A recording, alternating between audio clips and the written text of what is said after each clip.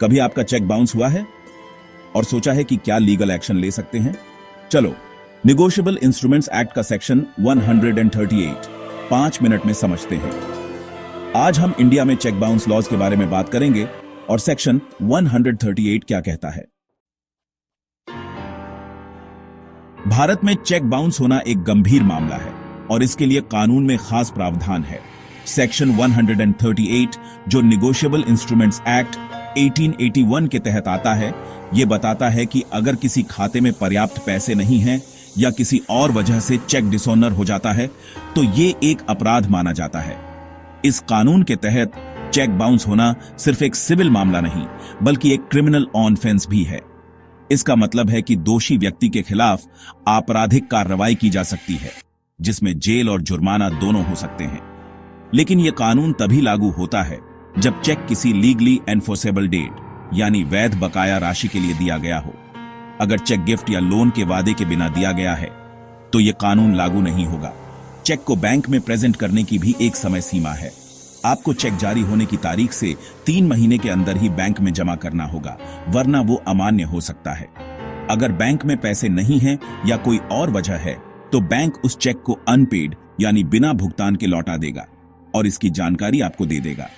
इसके बाद जिस व्यक्ति को पैसे मिलने थे उसे 30 दिन के अंदर चेक जारी करने वाले को लीगल नोटिस भेजना जरूरी है जिसमें बकाया राशि की मांग की जाती है। नोटिस मिलने के बाद चेक जारी करने वाले के पास 15 दिन का समय होता है कि वो बकाया राशि चुका दे। अगर वो ऐसा नहीं करता तो उसके खिलाफ कोर्ट में केस दायर किया जा सकता है। 2 साल तक की जेल या चेक अमाउंट का दुगना तक फाइन या दोनों। तो चेक बाउंस होने के बाद क्या होता है वो देखते हैं। चेक बाउंस होना एक आम समस्या है, लेकिन इसके बाद का कानूनी प्रोसेस बहुत महत्वपूर्ण होता है। अगर आपका चेक बाउंस हो गया है तो घबराने की जरूरत नहीं है, बल्कि सही कदम उठाना जरूरी है। सबसे पहले चेक बाउंस होता है ना? बैंक आपको एक रिटर्न मेमो और बाउंस चेक वापस कर देता है जिसमें बाउंस का कारण लिखा होता है, जैसे कि इनसफिशिएंट फंड्स या सिग्नेचर मिसमैच। ये डॉक्यूमेंट्स संभाल कर रखें क्योंकि आगे की प्रक्रिया में इनकी जरूरत पड़ेगी। फिर 30 दिनों के अंदर ड्रॉअर को नोटिस भेजना पड़ता है। ये legal notice section 138 of negotiable instruments act के तहत भेजा जाता है, जिसमें पेमेंट की मांग की जाती है और बाउंस की डिटेल्स दी जाती है। नोटिस भेजना जरूरी है, वरना आगे केस नहीं बन पाएगा। उसके बाद पेमेंट के लिए 15 दिन का इंतजार करना होता है। इस दौरान ड्रॉअर के पास मौका होता है कि वो बकाया रकम चुका दे। अगर वो पेमेंट कर देता है तो मामला यहीं खत्म हो जाता है। लेकिन अगर पेमेंट नहीं होता तो अगला कदम उठाना पड़ता है। अगर ड्रॉअर फिर भी पेमेंट नहीं करता तो आप मजिस्ट्रेट कोर्ट में कंप्लेंट फाइल कर सकते हैं और यह शिकायत सेक्शन 138 के तहत ही होती है। इसमें आपको सारे documents, bounce cheque, return memo, legal notice और डिलीवरी प्रूफ लगाने होते हैं। लेकिन ये 15 दिन खत्म होने के 1 महीने के अंदर करना होगा, यानी लिमिटेड टाइम में ही केस फाइल करना जरूरी है, वरना आपका केस खारिज हो सकता है। समय का ध्यान रखना बहुत जरूरी है।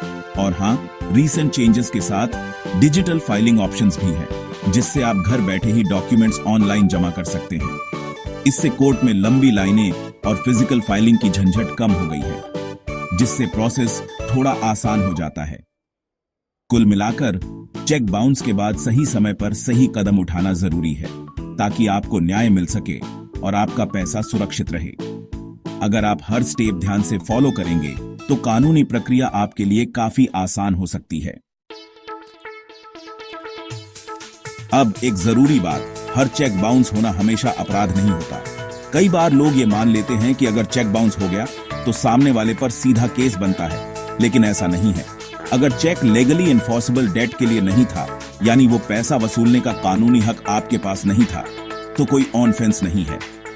ऐसे मामलों में कानून के तहत चेक बाउंस पर सजा नहीं दी जा सकती।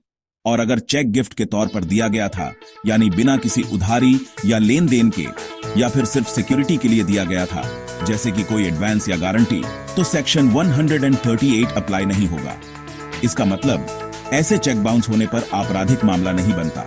और अगर ड्रॉअर को नोटिस मिलने के 15 दिन के अंदर पेमेंट कर दिया जाता है तो भी केस नहीं बनता।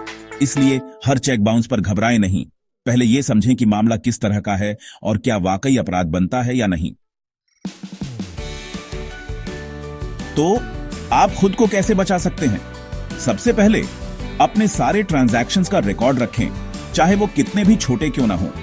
नोटिस रजिस्टर्ड पोस्ट या ईमेल से भेजें और एक्नॉलेजमेंट जरूर लें। और हां, केस फाइल करने से पहले किसी वकील से सलाह लेना हमेशा अच्छा रहता है।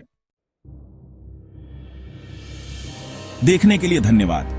अगर ये वीडियो आपको हेल्पफुल लगा तो इसे लाइक और सब्सक्राइब करें और न्याया डेली देखें। और अगर आपके कोई सवाल हैं चीक बाउंस केसेस के बारे में तो नीचे कमेंट करें, मैं आपकी हेल्प करने की कोशिश करूंगा।